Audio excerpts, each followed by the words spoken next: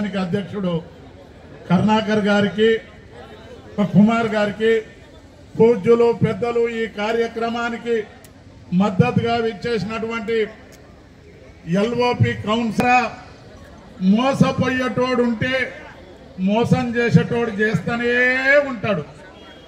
కానీ ఇవాళ ఈ భారతదేశంలో కానీ రాష్ట్రంలో కానీ రాజకీయ పార్టీలు సంవత్సరానికి ఒకలాగా ఊసర వెల్లిలాగా రంగులు మారుస్తూ ఒక్కొక్క మాటలతో ఈ రాష్ట్రంలోని దేశంలోని ప్రజలను మోసం చేస్తూ పబ్బం గడుపుకుంటున్నారు.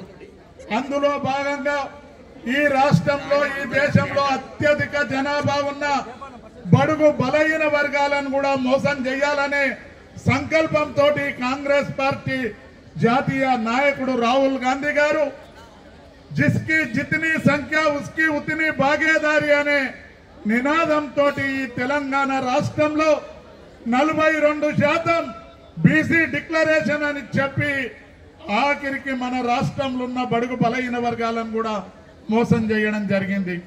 సోదరులారా, మోసం చేస్తే మోసపోవడానికి బడుగు బలహీన వర్గాల నాయకుల చరిత్ర చూసుకుంటే ఈ భారతదేశంలో కానీ ఈ తెలంగాణ రాష్ట్రంలో కానీ బడుగు బలహీన వర్గాల నాయకులు ఇప్పటిదాకా పెద్దలందరి పేర్లు చెప్పారు. మళ్ళా చెప్తే ఒక 5 నిమిషాలు పోతుంది.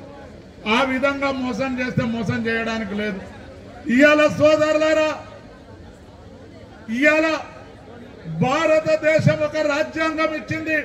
డాక్టర్ బాబాసాహెబ్ అంబేద్కర్ గారు రాజ్యాంగాన్ని ఇచ్చి ఈ భారతదేశాన్ని పరిపాలించే ప్రధానమంత్రికి అంతే ఓటకు ఈ భారతదేశం మారుమూల గ్రామంలో పారిశుద్ధ్య కార్మికురాలికి అంతే ఓటకు ఇచ్చింది.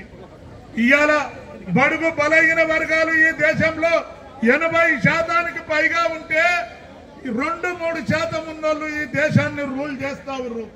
సోదరులారా, మోసం చేసేటోన్ని మన ఓట్లు మనం వేసుకుంటే ఇవాళ దేశంలో ఒక అనవాయితీ ఉన్నోని తానికి పోయి లేనోడు అడుకుంటాడు, ధనవంతుని తానికి పోయి బిచ్చగాడు అడుకుంటాడు. ఇవాళ 85% ఉన్న మనము ధనవంతులమా బిచ్చగాళ్ళమా ఒకసారి ఆలోచన చేయండి.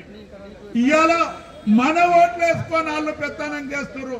మీ చేతులెత్తి నమస్కరిస్తున్నా, వేదిక ముందున్న పెద్దలనన్నా ఆప్కే సాత్ అమ్మాయం ఆప్ లడితే జావ్, మీ అంబడి మేమున్నాము. కాబట్టి ఇవాళ మన ఓట్లు మనం వేసుకుంటే వాళ్ళు బిచ్చగాళ్ళలాగా రోడ్ల మీద మీటింగులు పెట్టుకునే రోజులు వస్తాయనే విషయాన్ని మీతో మనవి చేస్తా ఉన్నా. సోదరులారా, మీకందరికి దండం పెట్టి చెప్తా ఉన్నా, ఇవాళ వేదికల మీద మాటలు మాట్లాడతారు. మొన్న కొందరు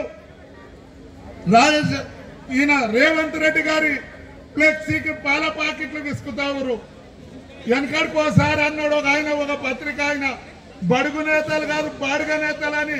మన దాంట్లో కూడా ఒక 5-6 మంది బాడుగ నేతలు ఉండి ఈ జాతిని తాకట్టు పెట్టడానికి చూస్తారు. యువకులు పెద్దలు అందరూ కూడా ఒకసారి ఆలోచించండి. మన ఓట్లు మనం వేసుకుంటే 42% కాదు సుమా, ఈ భారతదేశంలో ఉన్న 540 పార్లమెంటు స్థానాలు, తెలంగాణ రాష్ట్రంలో ఉన్న 119 అసెంబ్లీ స్థానాలు కూడా మన చేతులకే వస్తాయనే విషయాన్ని మీతో మనవి చేస్తా ఉన్నా. అది ఇంకెంతో దూరంలో లేదు.